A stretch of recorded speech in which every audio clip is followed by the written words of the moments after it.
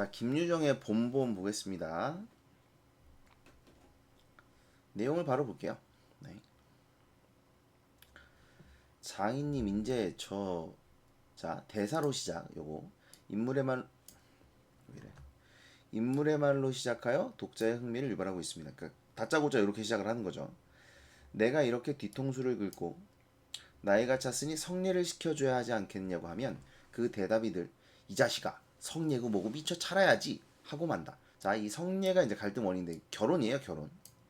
그러니까 지금 상황을 보면 장인님이라고 부르죠. 네, 그러니까 나가 사위인데 결혼을 아직 안 시켜준 거죠. 그래서 사위가 될 사람이다. 그래서 이제 성례를 시켜주기로 했는데 아직 안 시켜주고 있다라는 걸 알 수 있습니다. 그리고 여기 보면 미처 자라야지 뭐 이런 얘기를 보면 이제 좀 애가 잘하면 여자가 잘하면 결혼을 시켜주겠다 이런 의미인 것 같아요. 하고 만다. 이 잘해야 한다는 것은 내가 아니라 장차 내 아내가 될 점순이의 키말이다. 내가 여기 와서 돈 한 푼 안 받고 일하기를 3년 하고 꼬박이 7달 동안을 했다. 그런데도 미처 못 자랐다니까 이 키는 언제야 자라는 겐지 짜증 영문을 모른다. 여기서 이제 짜증이라는 단어가 있는데 이거는 이제 방언이고요. 정말로 이런 뜻입니다. 정말 영문을 모르겠다 이런 얘기죠. 일을 좀 더 잘해야 한다든지 혹은 밥을 좀 덜 먹어야 한다든지 하면 나도 얼마든지 할 말이 많다. 하지만 점순이가 안즉 어리니까 더 잘해야 한다는 여기에는 어째 볼 수 없이 고만 벙벙하고 만다. 자, 그래서 나는 결혼을 시켜달라고 왔어요. 그러면서 이제 돈을 안 받고 집안일을 해주고 있습니다. 그렇게 3년을 넘게 3년 7달 동안을 공짜로 일을 해줬는데도 지금 결혼을 안 시켜주고 있는 거죠. 결혼을 안 시켜주는 이유는 점순이가 아직 작아서예요. 점순이가 더 크면 결혼을 시켜주마 라고 이야기를 하고 있죠. 이래서 나는 애초에 계약이 잘못된 걸 알았다. 계약을 했나봐요. 이태면 이태, 2년이에요, 2년. 3년이면 3년. 기한을 딱 작정하고 일을 해야 원할 것이다. 이때 원은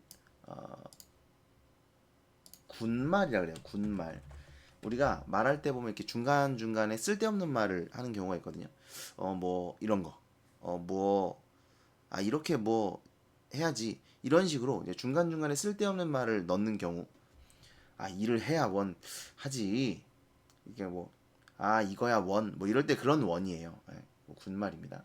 쓸데없는 말. 그러니까 이거 빼고 읽어도 돼요. 일을 해야 할 것이다. 덮어놓고 딸이 자라는 대로 성례를 시켜주마 했으니 누가 늘 지키고 섰는 것도 아니고 그 키가 언제 자랐는지 알 수가 있는가. 그리고 난 사람의 키가 무럭무럭 자라는 줄만 알았지 붓배기 키에 모로만 벌어지는 뭐 옆으로만 이제 크는 거죠. 위로는 안 크고 옆으로만 찌는 거야. 모로만 벌어지는 몸도 있는 것을 누가 알았으랴. 때가 되면 장인님이 어려운하랴 싶어서 군소리 없이 꾸벅꾸벅 일만 해왔다. 그런 말이다. 장인님이 지가 다 알아차려서 여기서 보면 이제 장인님이라는 존칭과 지라는 비속어는 아니고요. 비속어는 아니고 낮춤말이죠. 그러니까 높임말과 낮춤말을 함께 쓴 거예요. 이런 이제 모순된 호칭이다. 이렇게 이야기를 하면 됩니다.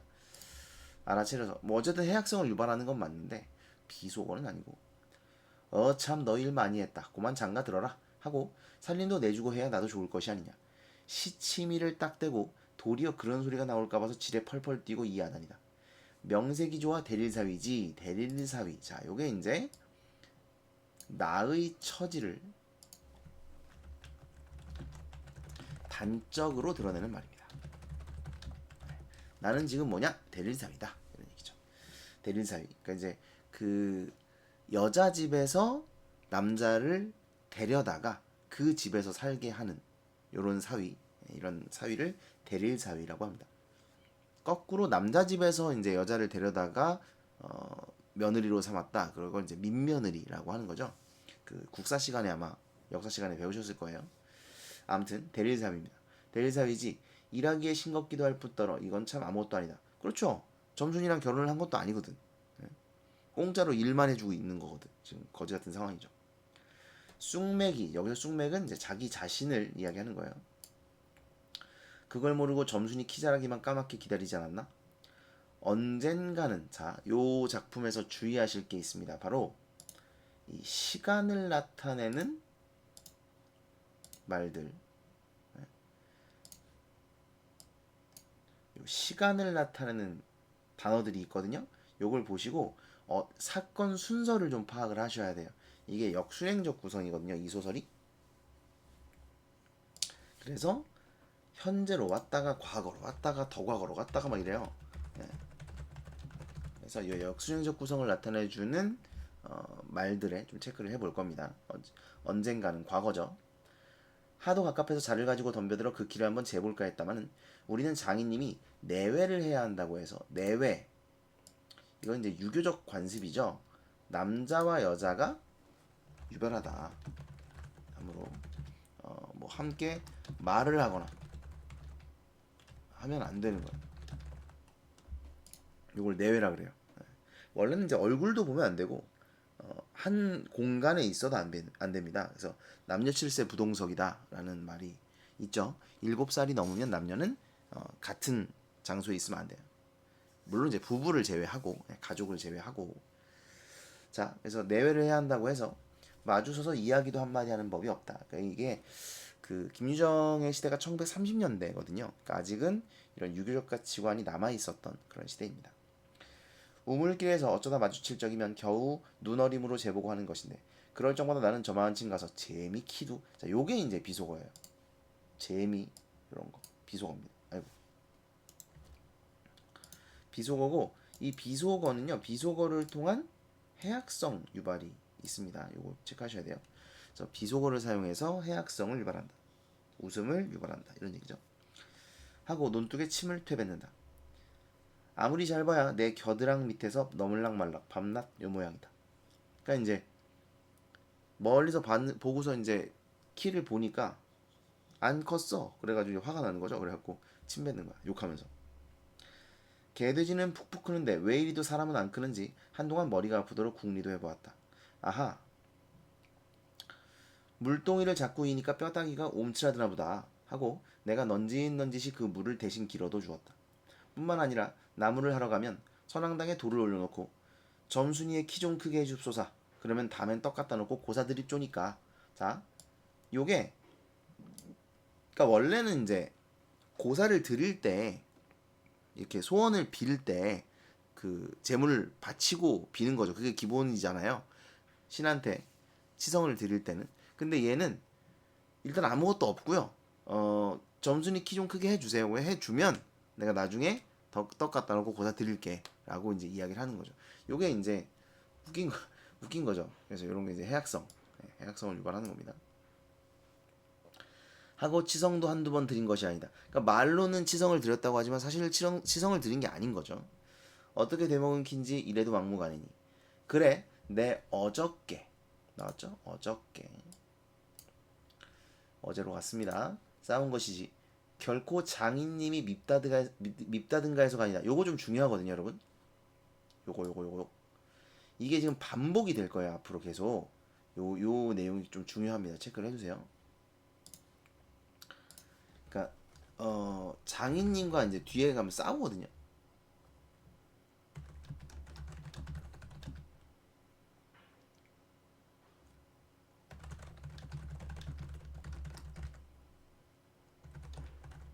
자, 이렇게 정리하시고요. 이제 계속 이 얘기가 나올 거예요. 나올 때마다 제가 말씀을 드릴게요. 그러니까 내가 장인님이랑 싸운 게 절대 내가 일부러 어떤 의도를 가지고 그런 게 아니라 내 의도하고는 조금 상관이 없다. 뭐 이런 걸 이제 강조하려고 하는 건데 뒤에 가면 나올 거예요. 자, 어제로 갔습니다. 모를 붓다가 가만히 생각을 해보니까 또 싱겁다.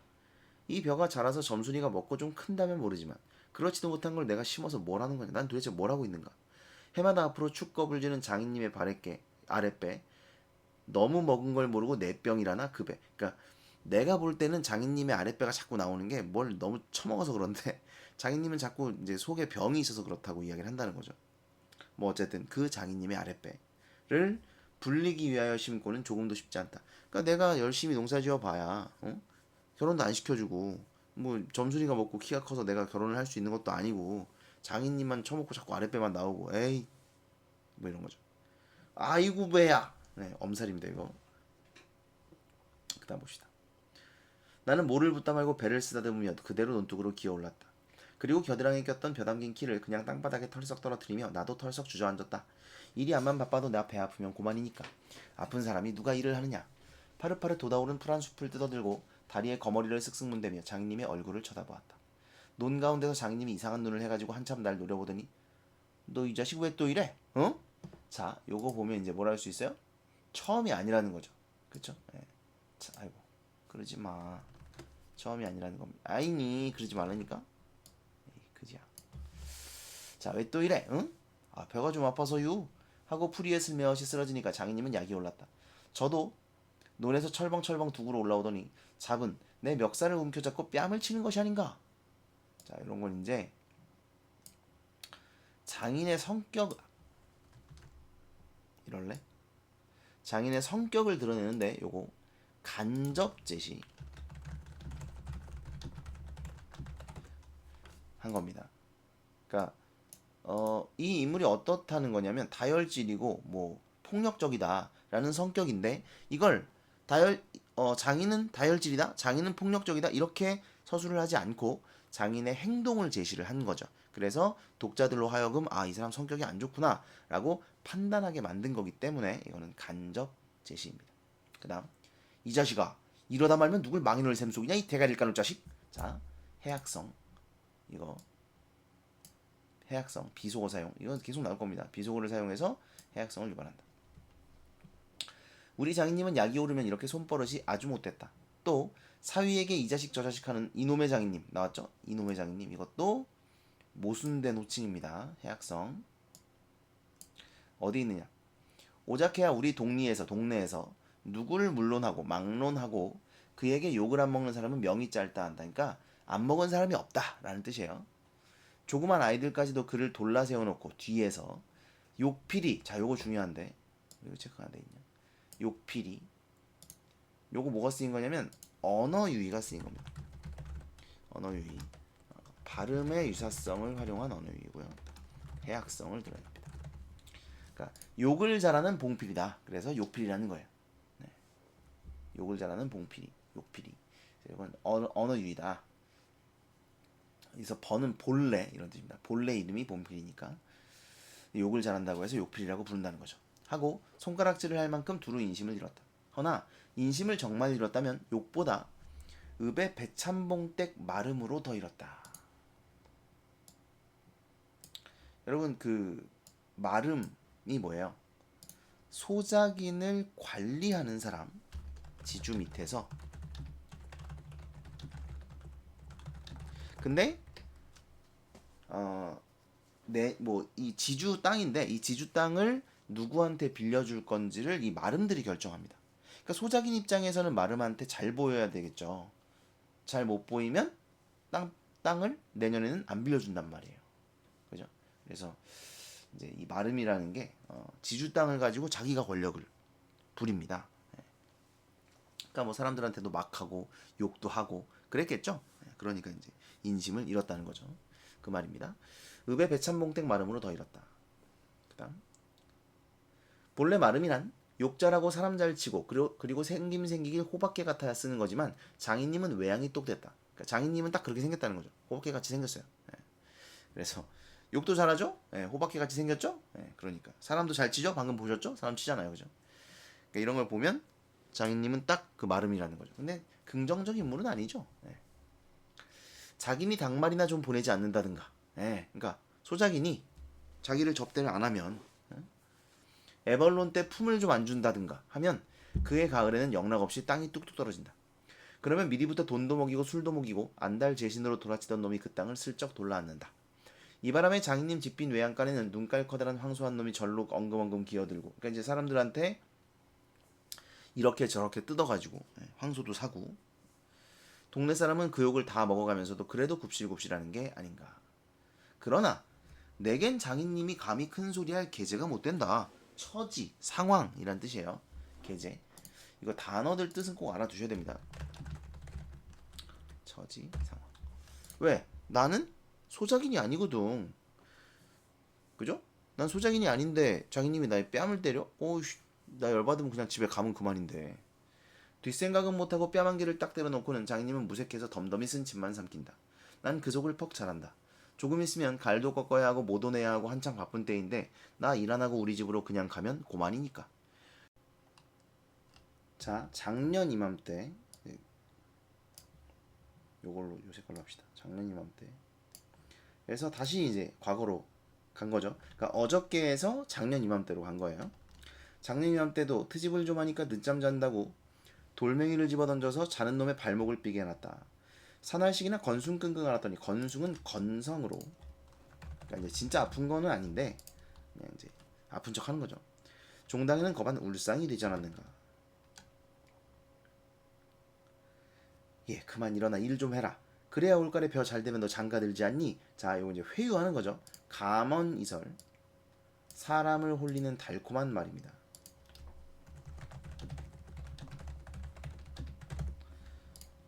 그래 귀가 번쩍 뛰어 그날로 일어나 남이 이틀 품들일 돈을 혼자 삶아 놓으니까 장인님도 눈깔이 커다랗게 놀랐다.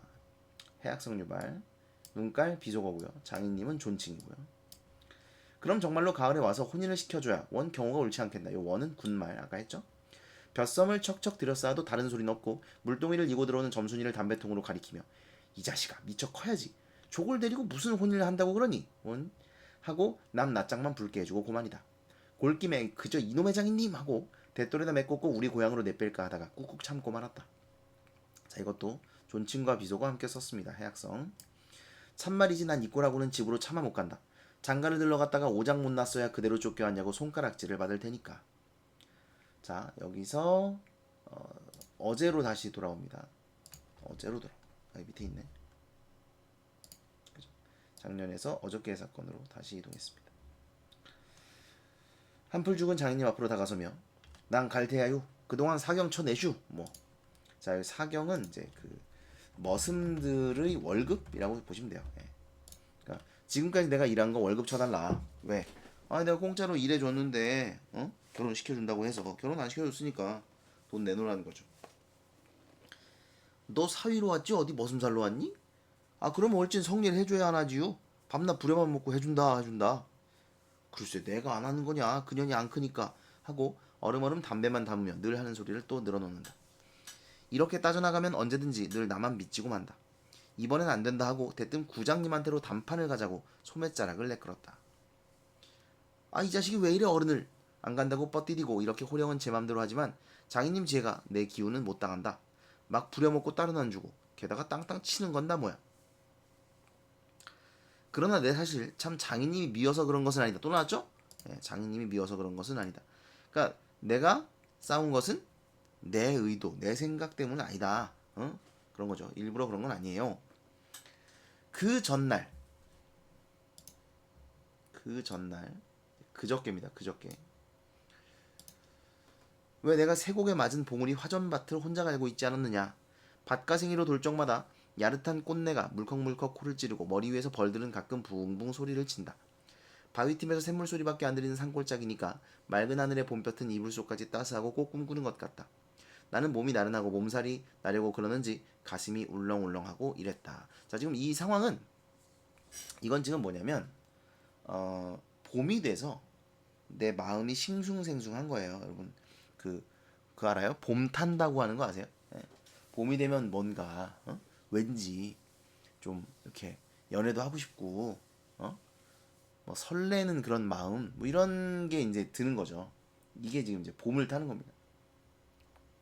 그걸 이제 여기서 뭐라고 하냐면 춘정이라고 해요. 춘정. 이 상황, 이 상황이 지금 춘정을 드러내고 있는 거예요. 이 부분. 또 파란색이요.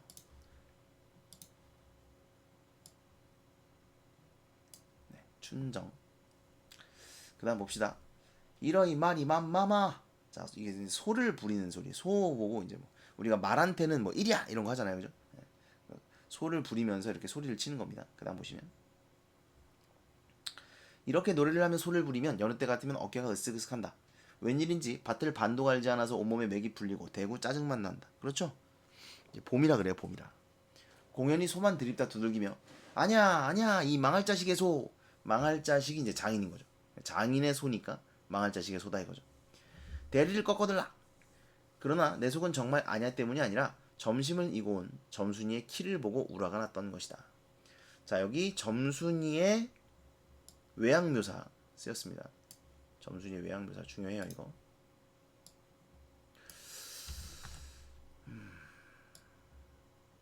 네, 점순이의 외양묘사. 점순이는 뭐 그리 썩 이쁜 계집애는 못 된다. 그렇다고 또 개떡이냐 하면 그런 것도 아니고 꼭 내 아내가 돼야 할 만큼 그저 툭툭하게 생긴 얼굴이다. 나보다 10년이 아래니까 올해 16인데 몸은 남보다 2살이나 덜 자랐다.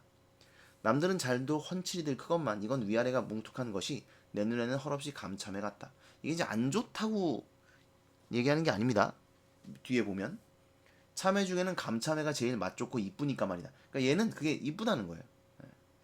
둥글고 커다란 눈은 서글서글하니 좋고 좀 지쳐 찢어졌지만 입은 밥술이나 호곡이 먹음직하니 좋다. 자, 아직 외양묘사를 통해서 결국은 점순이가 좋다는 얘기예요.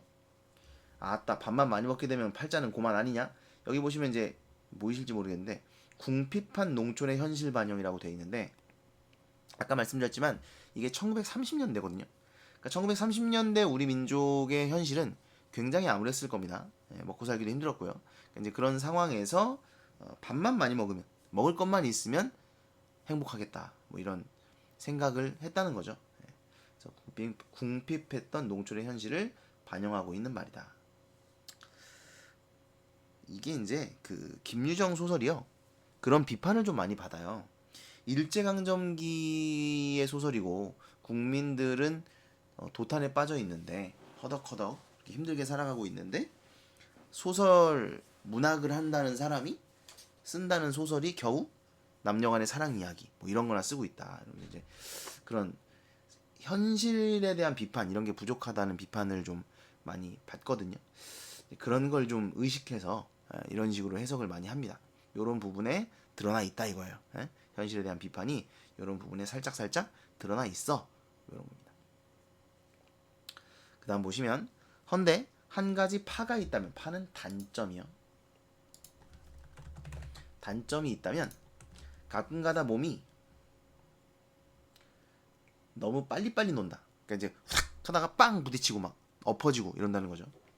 그래서 밥을 나르다가 때없이 풀밭에다 깨박을 쳐서 흙투성이 밥을 곧잘 먹인다. 요즘 같으면 밥 흙에 떨어뜨리면 버리죠. 뭐 새밥 풀면 되니까. 근데 이때는 이제 그런 시대가 아니다 보니까 흙에 밥이 떨어져도 다시 이제 주워서 먹는 거죠. 안 먹으면 무안해할까 봐서 이걸 씹고 앉았노라면 으적으적 소리가 나고 돌을 먹는 건지 밥을 먹는 건지. 그러나 이날은 웬일인지 성한 밥재로 밥머리에 곱게 내려놓았다. 그리고 또 내외를 해야 하니까 저만큼 떨어져 이쪽으로 등을 향하고 웅크리고 앉아서 그릇 나기를 기다린다.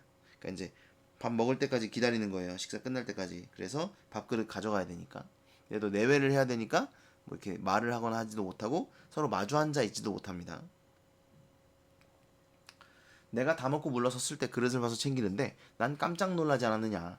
고개를 푹 숙이고 밥함지에 그릇을 포개면서 날더러 들으라는지 혹은 제 소린지 밤낮 일만 하다 말 텐가. 자, 요거 중요합니다. 점순이의 1차 충동질입니다. 요거 점순이의 1차 충동질.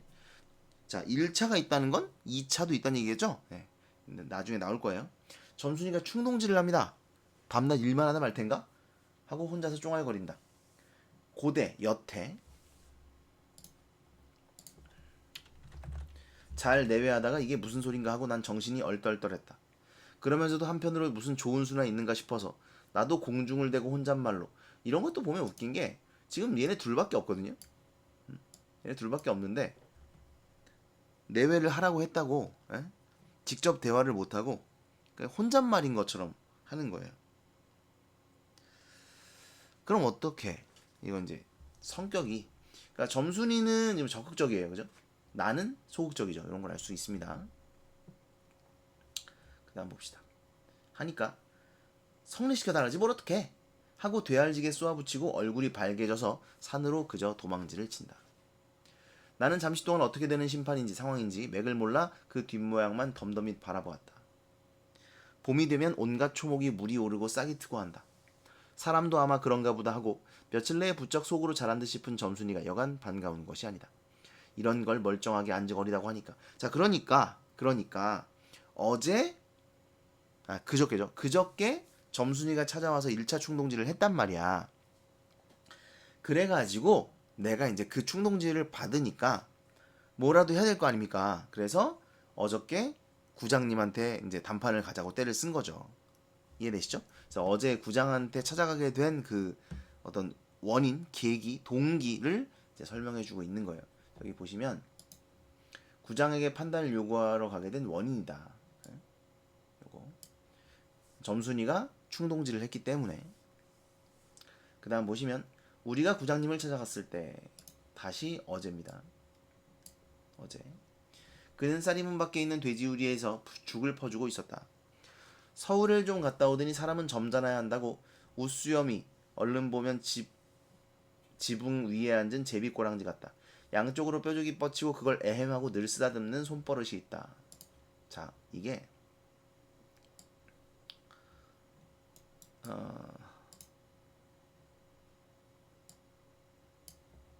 상상을 한번 해보세요. 제가 이걸 보여드리면 참 좋은데 상상을 해보시면 이렇게 수염이 양쪽으로 이렇게 나 있는 거예요. 네, 수염이 뾰족하게 되게 얍삽해 보이겠죠? 그 옛날 이방들처럼.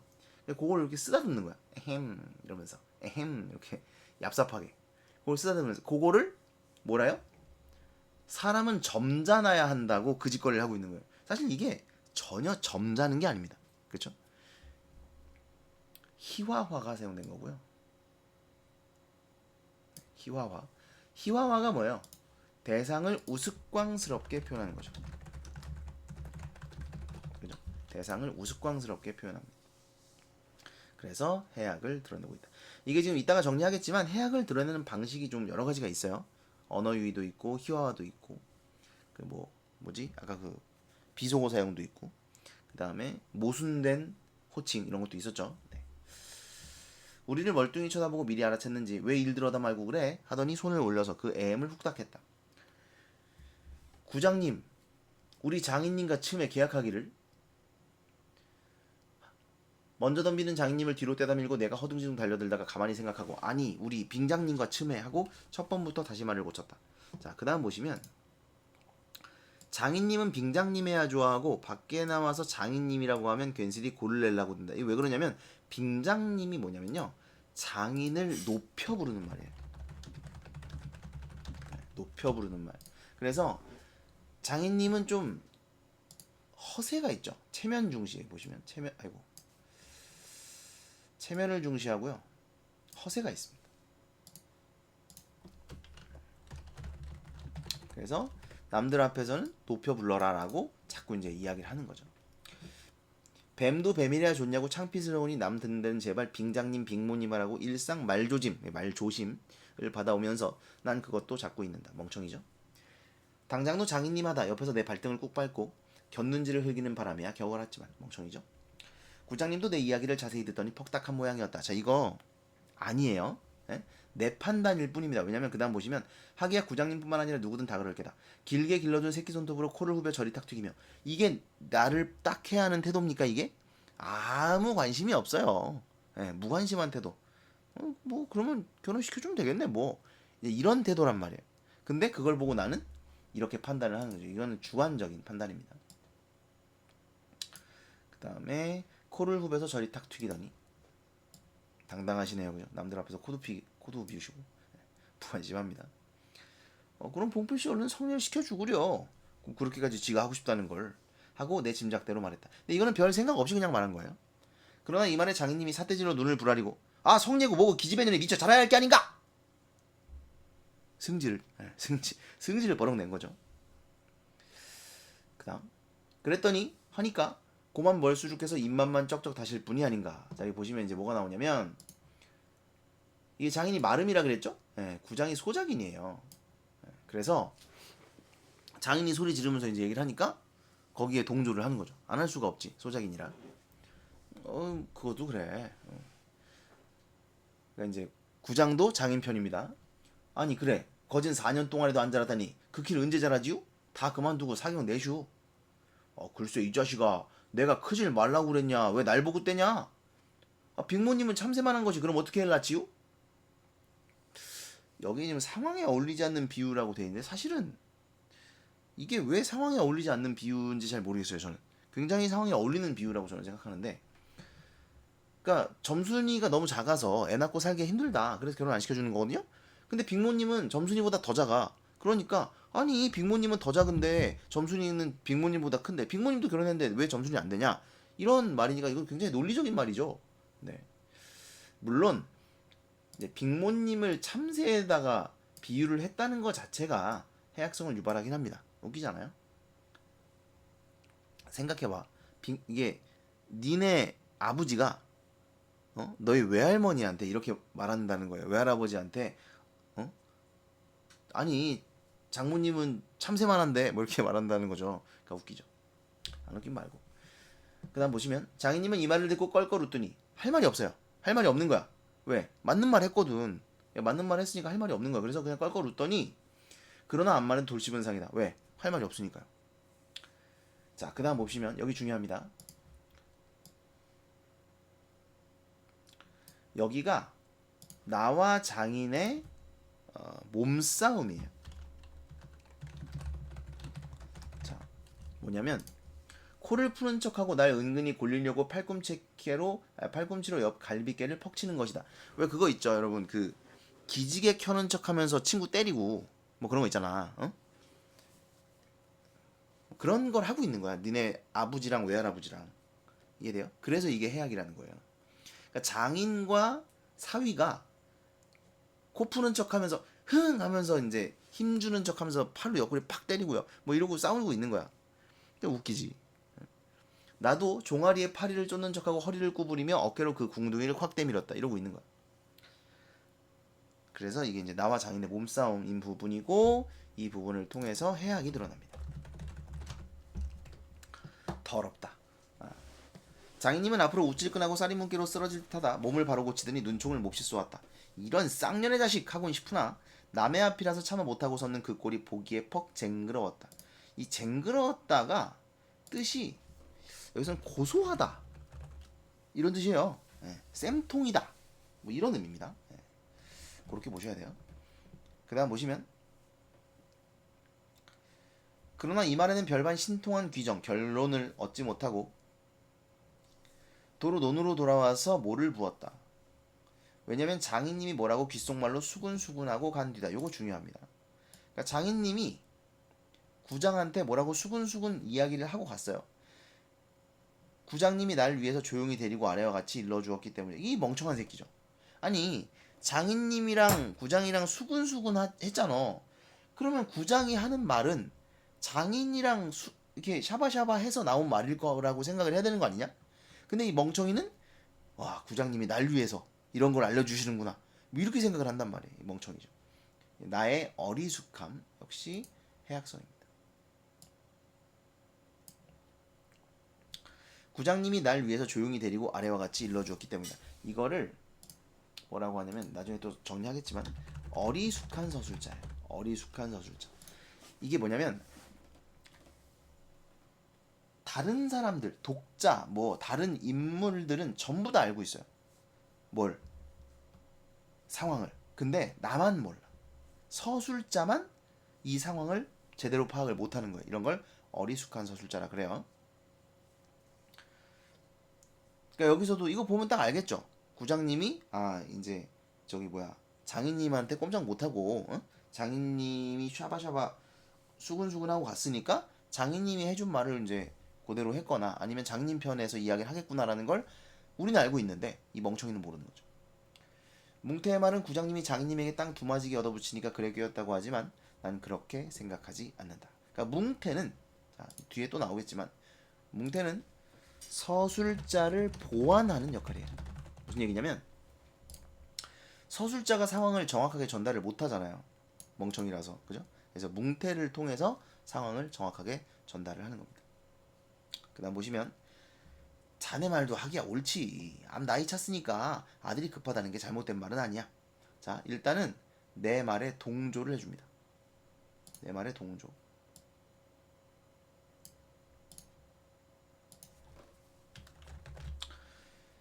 하지만 농사가 한창 바쁠 때 일 안 한다든가 집으로 달아난다든가 하면 손해죄로 그것도 징역을 가거든. 자 협박입니다. 협박을 하고 있어요. 여기에 그만 정신이 번쩍 났다. 왜 요전에 삼포마을에서 산에 불 좀 놓았다고 징역 간 거 못 봤나? 재산에 불을 놓아도 징역을 가는데, 응? 남의 농사를 벌이니 그 죄가 얼마나 중한가? 그리고 자넨 정장을 간대지만 정장이라는 게 이제 그 고소를 한다는 거예요. 그러면 괜스레 죄를 들쓰고 들어가는 걸세. 왜? 내가 장인님 농사를 망쳤거든요. 또 결혼도 그렇지. 법률엔 성년이라는 게 있는데 21가 돼야지 비로소 결혼을 할 수가 있는 걸세. 자, 법을 지금 내세워서 나를 설득하고 있죠. 뭐 자넨 물론 아들이 늦을 걸 염려지만 점순이로 말하면 이제 겨우 16이 아닌가. 그렇지만 아까 빙장님 말씀이 올가을에는 열리를 제치고라도 성리를 시켜주겠다 하시니 자 회유입니다. 회유.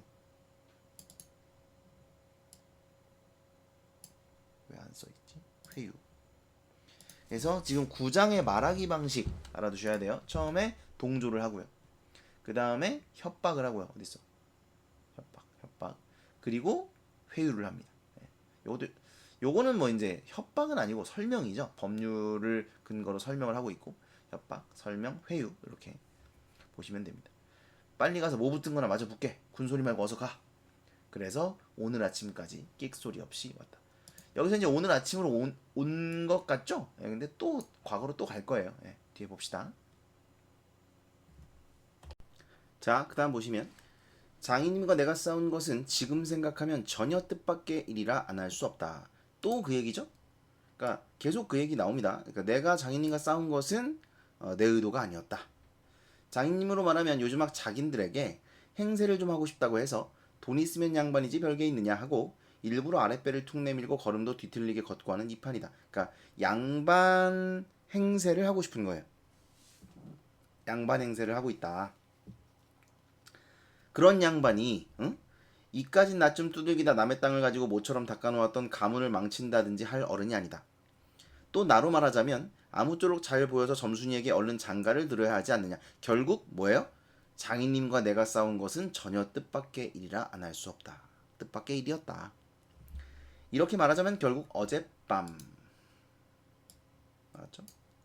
뭉태네 집에 마실 간 것이 썩 나빠다. 뭉태네 집에 놀러 간 거예요. 낮에 구장님 앞에서 장인님과 내가 싸운 것을 어떻게 알았는지 대고 빈정거리는 것이 아닌가. 그래 맞고도 그걸 가만둬?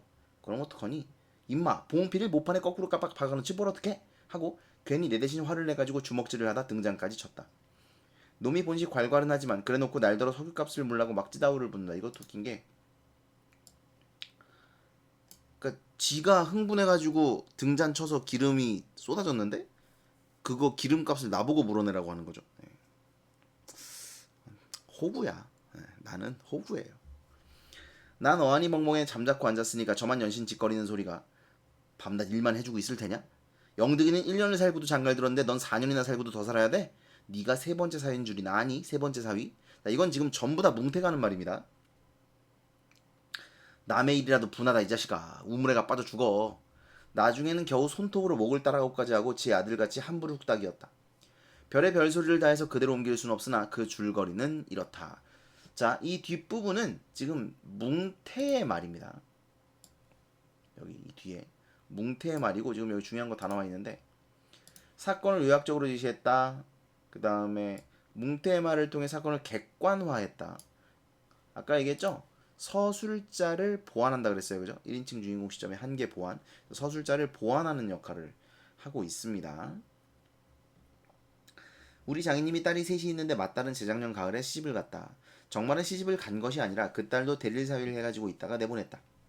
그런데 딸이 10살 때부터 19, 즉 10년 동안 대릴 사위를 갈아들이기를 동네에선 사위부자라고 이름이 났지만 이건 반어법이에요. 반어법입니다. 왜? 부자라는 말은 긍정적이지만 사실 이 말에 담긴 의도는 부정이거든요. 그죠? 비꼬는 거거든. 그러니까 반어법이죠. 이름이 났지만 14놈이란 참 너무 많다. 그러니까 지금 10년인데 14명이면 1년도 못 견디고 이제 그만둔 사람들이 많은 거죠.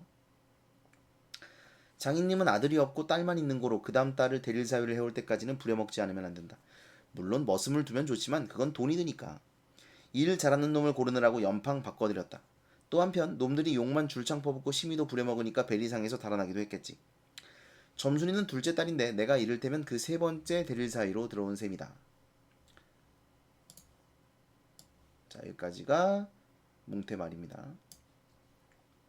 내 다음으로 네 번째 놈이 들어올 것을 내가 일도 참 잘하고 그리고 사람이 좀 어수룩하니까, 이거는 뭉태가 평가하는 거예요. 내가 스스로 나한테 어수룩하다고 하는 게 아닙니다. 뭉태가 말하기를 내가 일을 잘하고 사람이 좀 어수룩하니까 장인님이 잔뜩 붙들고 놓질 않는 것이다 라고 말하는 거죠. 셋째 딸이 이제 6살, 적어도 10살은 돼야 대릴 사회를 할 테이므로 그동안은 죽도록 부려먹어야 된다. 그러니까 4년을 앞으로 더 부려먹을 거란 얘기죠. 그러니 이제는 속 좀 차리고 장가를 들여달라고 때를 쓰고 나자 빠져라 이것이다. 자, 이게 이제 뭉태의 말입니다. 그리고 우리가 물론 이제 미리 다 짐작은 하고 있었지만 사건의 전말을 다 알 수가 있죠. 여기서 뭉태의 말을 통해서. 나는 건성으로 엉엉 하며 귓등으로 들었다. 뭉태는 땅을 얻어붙이다가 떨어진 뒤로는 장인님만 보면 공연히 못 먹어서 으르렁거린다. 그것도 장인님이 져달라고 할 적에 제 집에서 위한다는 그 감투, 예전에 원님이 쓰던 것이라나 옆구리에 뽕뽕 좀 먹은 걸레를 선뜻 주었다면 그럴 리도 없었던 걸. 그러니까 이제 나는 그 원님이 쓰던 감투가 그냥 뭐야 이게 걸레짝 감투인데? 라고 생각을 하는 거죠. 근데 장인님은 왜 갖고 싶어 했을까요? 양반 행세 하고 싶은데 원님이 쓰던 감투가 있대. 아, 좋죠. 그래서 뭉태한테 좀 달라고 했겠죠. 하지만 뭉태는 또 뭐 자기 집에서 귀하게 여기는 물건인가 봐. 그죠? 그래서 안 준 거죠. 그랬더니 이제 땅을 안 떨어뜨려 버린 거야, 장인이. 그다음 보시죠. 그러나 나는 뭉태란 놈의 말을 전수히 고지 듣지 않았다. 고지 들었다면 간밤에 와서 장인님과 싸웠지 무사히 있었을 리가 없지 않은가. 그러니까 나는 뭉태 말을 제대로 뭐 고지고대로 듣지 않았다는 거예요. 만약에 내가 고지고대로 들었으면 그날 와서 바로 싸웠을 거라는 거죠. 난 고지고대로 안 들었다. 그러면 딸에게까지 인심을 잃은 장인이 혼자 나빴다. 자, 이건 뭐냐면 이게 나빴다는 게 아니고요. 불쌍하다는 얘기인데, 이게 딸에게까지 인심을 잃은, 이게 점순이가 장인을 미워한다고 생각해요. 물론 지금 이 상황에서는 여러분이 알 수가 없겠죠. 근데 뒤에 가면 왜 그렇게 생각하는지가 나오긴 합니다. 근데 이건 잘못된 생각이긴 하거든요. 어쨌든 나는 이렇게 생각을 하고 있다는 거예요. 점순이가 장인을 미워한다고. 자, 그 다음 보시면, 그리고 이것도 나는 뭉태란 놈의 말을 고지 듣지 않았다. 이것도 아까 그 얘기했던 나는 장인님과 싸울 생각이 없었다. 이걸 강조하는 거예요, 지금. 내가 뭉태란 놈의 말을 제대로 들었으면 그날 오자마자 장인님과 싸웠을 거야. 근데 나는 뭉태의 말을 제대로 고지고대로 듣지 않았어. 그래서 난 장인님과 싸울 생각이 없었어. 이런 얘기죠. 그 다음 보시죠. 실토이지 나는 점순이가 아침상을 가지고 나올 때까지는 오늘은 또 얼마나 밥을 담았나 하고 이것만 생각했다. 자, 여기 지금 오늘 아침으로 돌아왔습니다. 여기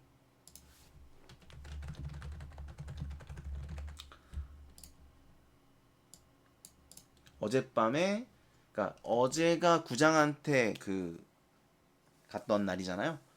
어제 낮에. 그리고 어젯밤에는 이제 뭉태네 집에 놀러 갔던 거죠. 오늘 아침 점순이가 아침상을 가지고 옵니다. 상에는 된장찌개, 간장 한 종지, 조밥 한 그릇, 그리고 밥보다 더 수부룩하게 남은 산나물이 한 대접 이렇다. 나물은 점순이가 틈틈이 해오니까 두 대접이고 네 대접이고 멋대로 먹어도 좋으나 밥은 장인님이 한 사발 외엔 더 주지 말라고 해서 안 된다.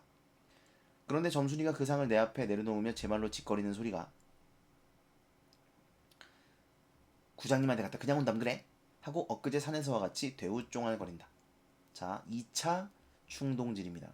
점순이의 2차 충동질. 나는 내가 더 단단히 덤비지 않고 만 것이 좀 어리석었다고 속으로 나도 생각을 했어요. 나도 저쪽 벽을 향해 외면하면서 내 말로 안 된다는 걸 그럼 어떡한담 하니까 수염을 잡아채지 그냥 너 이 바보야? 하고 또 얼굴이 빨개지면서 성을 내며 안으로 셀쭉하니 뛰어 들어가지 않느냐. 자, 요 말이 이제 중요합니다. 옆에 보면 이제 나오는데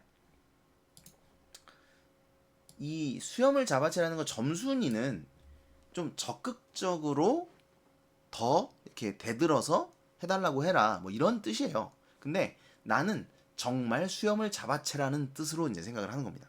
네, 그래서 뒤에 가면 이제 장인님의 수염을 잡아채는 장면이 나오게 돼요. 그리고 이게 이제 장인과 싸우게 된 계기라는 거예요. 그러니까 나는 사실은 싸울 생각이 그동안은 없어서 계속 없었는데 점순이가 나보고 바보라고 하니까 이게 이제 충격을 먹은 거예요, 이 말에. 아시겠니?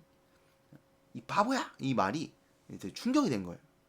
그래서 그 다음 보시면 이때 아무도 본 사람이 없었기에 망정이지 보았다면 내 얼굴이 어미 잃은 황새새끼처럼 가엾다 했을 것이다. 충격을 받은 거야. 사실 이때만큼 슬펐던 일이 또 있었는지 모른다. 다른 사람은 암만 못생겼다 해도 괜찮지만 못났다는 거죠. 이게 생김새를 이야기한다기보다는 그 성격 뭐 성품이 못났다는 거예요.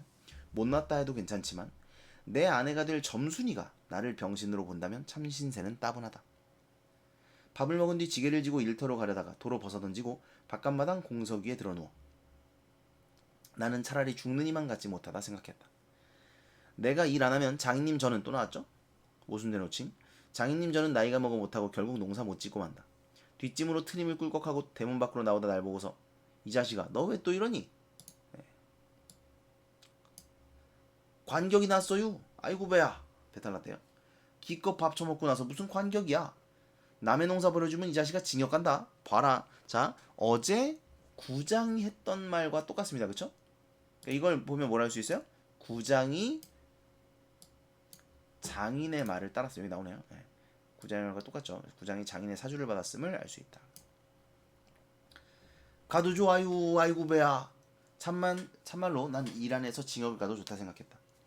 나중에 아들을 낳아도 그 앞에서 바보 이렇게 별명을 들을 테니까 오늘은 열쪽에 난데도 결정을 내고 싶었다. 그러니까 이제 점순이한테 무시를 당한 게 점순이가 바보라고 한 게 너무 큰 충격이 된 거죠. 자, 그 다음 자 여기는 두 번째 나와 장인의 몸싸움입니다. 여기만 있는 건 아니고 이제 뒤에도 계속 이어지는데 역시 해악성이에요. 장인님이 일어나라고 해도 내가 안 일어나니까 눈에 독이 올라 저편으로 힝하게 가더니 지게막대기를 들고 왔다. 그리고 그걸로 내 허리를 마치 돌 떠넘기듯이 쿡 찍어서 넘기고 했다. 밥을 잔뜩 먹고 딱딱한 배가 그럴 정보다 퉁겨지면서 벨창이 꼿꼿한 것이 여간 캥기지 않았다. 그래도 안 일어나니까 이번에는 배를 지게막대기로 위에서 쿡 찌르고 발길로 옆구리를 차고 했다. 장님은 언제 심정이 구저그러지만 나도 저만 못하지 않게 배를 채웠다. 배를 채웠다는 배짱을 부렸다? 뭐 이런 뜻이에요. 그러니까 안 아픈 척하는 거야.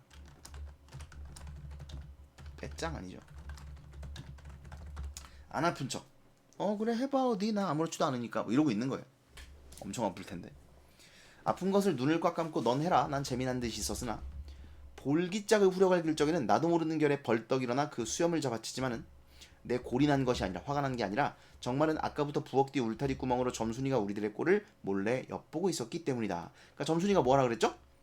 수염을 잡아채라 그랬잖아, 그지? 그래서 수염을 잡아챈 거예요. 말 잘 듣네.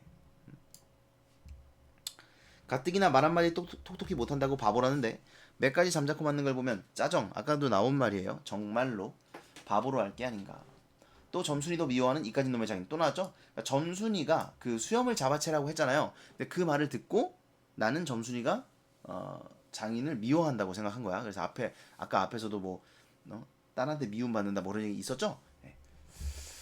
점순이도 미워하는 이까진 놈의 장인님하고는 아무것도 안 되니까 막 때려도 좋지만 사정을 보아서 수염만 채고 자 여기 나오죠? 제 소원대로 했으니까 이때 점순이는 무퍽 기뻤겠지라는 멍청한 생각을 하고 있습니다. 이걸 까셀라보다 하고 소리를 쳤다. 네, 그래서 이제 허세를 점순이 보라고 이제 이러고 있는 겁니다. 장인님은 더 약이 바짝 올라 잡은 참지기 막대기로 내 어깨를 그냥 내려갈겼다. 정신이 다 아찔하다. 다시 고개를 들었을 때 그때엔 나도 온몸에 약이 올랐다. 이 녀석의 장인님을 모순의 호칭 하고 눈에서 불이 펑나 그 아래 밭있는 넝 아래로 그대로 때밀어 굴려버렸다. 기어오르면 굴리고 굴리면 기어오르고 이러길 한 너댓 번을 하며 그럴 적마다 부려만 먹고 왜 성리 안 하지요? 나는 이렇게 호령했다. 하지만 장인님이 선뜻 오냐 때리라도 성리시켜주마 했으면 나도 성가신 걸 그만두었을지 모른다. 나야 이러면 때린 건 아니니까. 이것도 멍청한 새끼. 나중에 장인 쳤다는 누명도 안 들을 터이고 얼마든지 해뒀다. 그러니까 장인을 지금 넝 아래로 밀어서 굴리고 있거든요. 근데 때린 건 아니라는 거죠. 그 때린 건 아니죠. 민 거지. 그러니까 나중에 장인님 쳤다는 누명도 안 들을 거다 이렇게 생각을 하는 거예요. 이 멍청이가.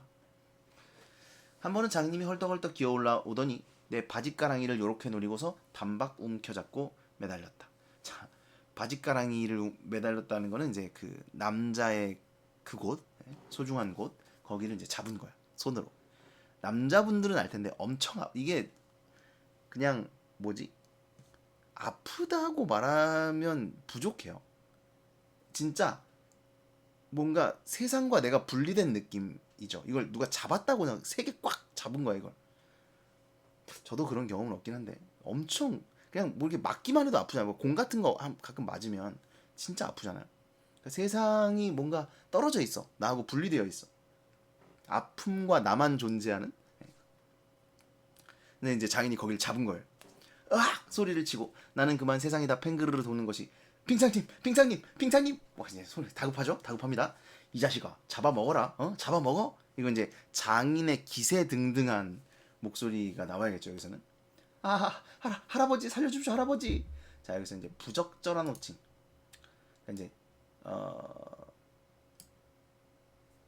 여기서는 뭐 그러니까 이제 높여 부른 거예요. 높여서 할아버지라고 부른 거고 이제 살려달라는 거죠.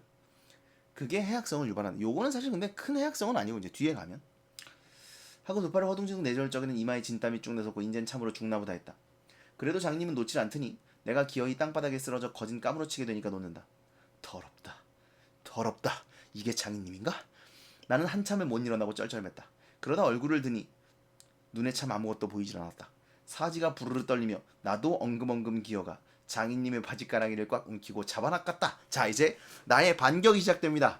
장인님만 잡을 수 있는 거 아니다. 나도 잡을 수 있다. 나도 장인님의 거기를 잡았어요. 자, 그 다음 보시면 여기가 좀 중요한데 이게 결말이거든요. 아직 이게 해결이 안 됐잖아. 근데 결말 장면을 먼저 지시합니다. 이게 현재예요, 현재. 현재 누구죠? 현재. 아시겠죠? 이게 시간이 현재라고요. 현재 장면이 먼저 나온다고. 그리고 여기 보면 나와요. 이게 매우 매우 매우 매우 중요합니다. 이거. 절정, 결말, 절정이에요. 그러니까 싸움 장면 지금 위에 있죠? 그리고 갑자기 결말을 제시해주고 싸움 장면이 뒤에 다시 나와요. 이렇게 제시를 했다는 거예요. 절정, 결말, 절정. 이걸 이제 뭐라고 하냐면 결말이 절정 사이에 들어가 있다. 이렇게 이야기를 합니다. 네. 결말이 절정 사이에 들어가 있습니다. 그럼 왜 이렇게 했느냐? 요걸 아셔야 돼요. 호기심 유발. 그 다음에 해악성을 강조합니다. 그리고 요거 중요해요. 갈등이 반복될 것임을 암시해요. 왜?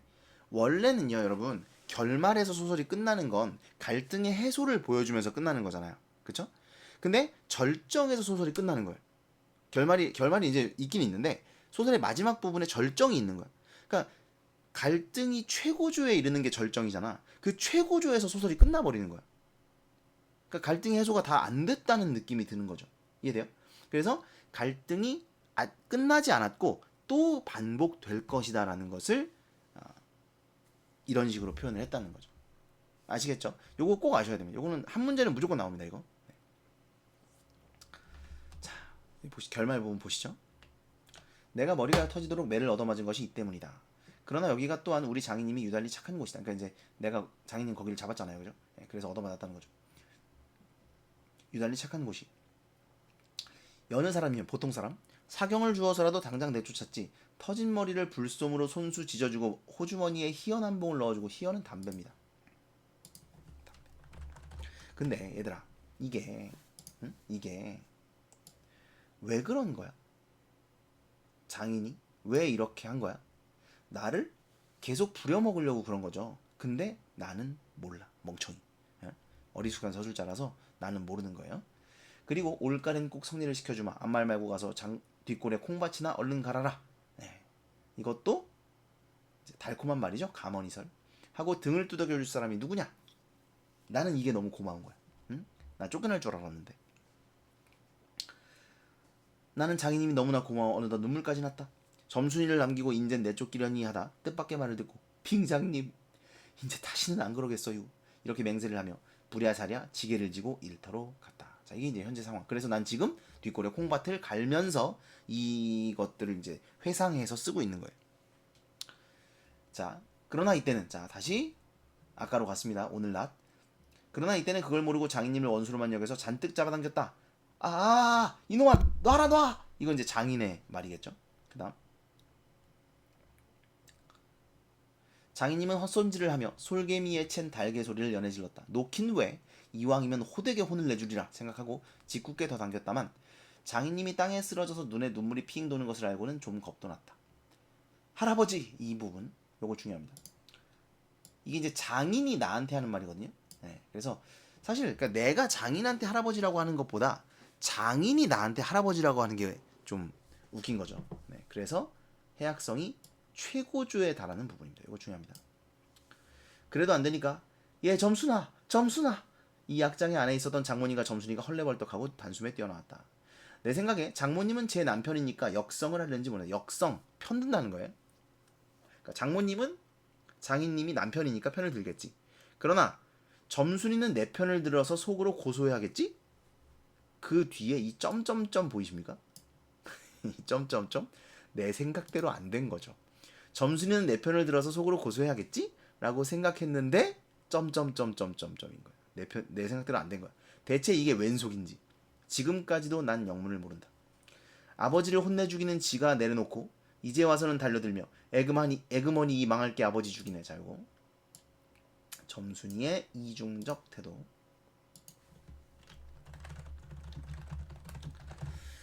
자 이게 이 점순이의 이중적 태도는 두 가지로 해석이 가능합니다. 그러니까 왜 이걸 이중적 태도라고 하냐면 분명히 점순이가 아버지 수염 잡아채라고 했잖아요, 그죠? 그러니까 이게 나의 오해였다. 고 아까 말씀을 드렸죠. 그러니까 혼내주라고 한 게 아니라 그냥 적극적으로 행동하라고 한 거였다는 거죠. 이렇게 해석을 하면 그냥 나의 오해라고 볼 수가 있는데 또 하나는 여기서 만약에 점순이가 내 편을 들면 어떻게 되죠? 당시의 분위기상 아버지 편을 들 수밖에 없죠. 그렇겠죠? 그러니까 당시에 딸이 아버지 편 안 들고 이 남자 편을 들어봐요. 그러면 천하의 호로자식 되는 거지. 그래서 당시 그런 유교적 분위기상 아버지 편을 들 수밖에 없다라는 것을 알 수도 있습니다. 그러니까 이게 두 가지로 해석이 돼요. 왜 여기서 점순이가 이런 태도를 보이는가? 그러니까 이거는 단지 나의 오해였기 때문에 점순이는 처음부터 아버지를 혼내주라고 한 적이 없다. 뭐 이렇게 해석을 할 수도 있고 또 하나는 점순이도 아버지가 이렇게 당하는 걸 보고 약간 통쾌하긴 했는데 내가 이렇게 적극적으로 나서는 걸 보고 통쾌하긴 했는데 그래도 분위기상 아버지 편을 들 수밖에 없었다. 이렇게 해석을 하기도 합니다. 요거는 학교 선생님의 해석을 좀 보시고 판단을 하셔야 돼요. 어쨌든 나의 입장에서는 전혀 예상치 못했던 상황인 거죠. 하고 내 귀를 뒤로 잡아당기며 마냥 우는 것이 아니냐. 그만 여기에 기운이 탁 꺾여 나는 얼빠진 등신이 되고 말았다. 장모님도 덤벼들어 한쪽 귀마저 뒤로 잡아채며 또 우는 것이다. 이렇게 꼼짝도 못하게 해놓고 장님은 지게 막대기를 들어서 사뭇 나를 주겠다. 그러나 나는 구태여 피하려 하지도 않고 충격을 받은 거예요. 여기 밑에 망연자실 나왔네요. 충격을 받아가지고 그냥 맞고 있는 겁니다. 피하려 하지도 않고 암만 해도 그 속을 할 수 없는 점순이 얼굴만 멀거니 들여다보았다. 이 자식 장인 입에서 할아버지 소리가 나오도록 해? 여기서 끝납니다. 그러니까 이게 소설의 마지막이다 보니까 해악성을 드러내고요. 해악성 극대화하고 갈등이 끝나지 않았음을 나타내는 거죠. 이해되시죠? 이렇게 해서 본봉을 살펴봤습니다. 자, 이제 본봉을 정리를 좀 해볼게요. 일단 비언어적 표현과 반언어적 표현이 있는데 이거는 요새는 잘 안 나옵니다. 옛날에 나오던 문제들인데 비언어적 표현이 뭐냐면 이제 언어가 아닌 표정 그리고 몸짓이요. 이런 걸 통해서 어떤 의사를 전달하는 겁니다. 뭐 그 제이미 키두 거기서 이제 침을 뱉잖아요. 침을 뱉는다든가 아니면 노려본다든가 이런 걸 통해서 의사를 표현하는 거. 이걸 비언어적 표현이라고 하고요. 반언어적 표현은 반언어적 표현, 성량이나 어조, 억양 이런 것들을 사용해서 의사를 전달하는 겁니다. 그러니까 똑같은 말이더라도 억양을 사납게 하느냐, 올리느냐 내리느냐에 따라서 의미가 달라지고 그 다음에 성량, 크게 말하느냐 작게 말하느냐에 따라서도 달라지고 말투에 따라서도 의미가 달라지죠. 그런 것들을 반언어적 표현이라고 합니다. 그 다음에 매우 중요한 거 역순행적 구성. 이거 굉장히 중요합니다. 그래서 시간의 역전, 현재에서 과거로 또는 과거에서 더 과거로 가는 거죠. 그 다음에 봄봄의 의미도 중요하고요. 세 가지 정도만 제가 써놨는데 더 있어요. 근데 이거는 학교 필기를 참고하시고요. 어쨌든 기본적으로는 이 세 가지를 아셔야 됩니다. 그래서 왜 봄봄이라고 제목을 지었는가? 그래서 춘정이다. 봄에 일어나는 두 남녀. 그래서 하나가 봄, 하나가 봄. 남자의 봄, 여자의 봄. 이렇게 해서 두 남녀의 봄이다. 또는 봄이 오고 또 봄이 오면 갈등이 계속될 것이다. 이걸 암시한다. 이렇게 볼 수도 있습니다. 그다음 해학적 표현. 이거 좀 많은데 희화화 대상을 우스꽝스럽게 표현한다. 일단 구장님 그 수염 그죠? 그다음에 장인님은 뭐 그 뭐지 나를 때리거나 그 나랑 몸싸움하는 장면이 있었죠? 네, 그 장면 보면 희화화가 되고 있고요. 그다음에 어리숙한 서술자 독자들은 모두 알고 다른 인물들도 아는데 정작 나는 모르고 있다는 거죠.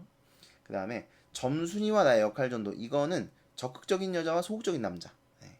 보통은 이제 남자가 적극적인 경우가 많은데 그 당시에는 더 그랬죠.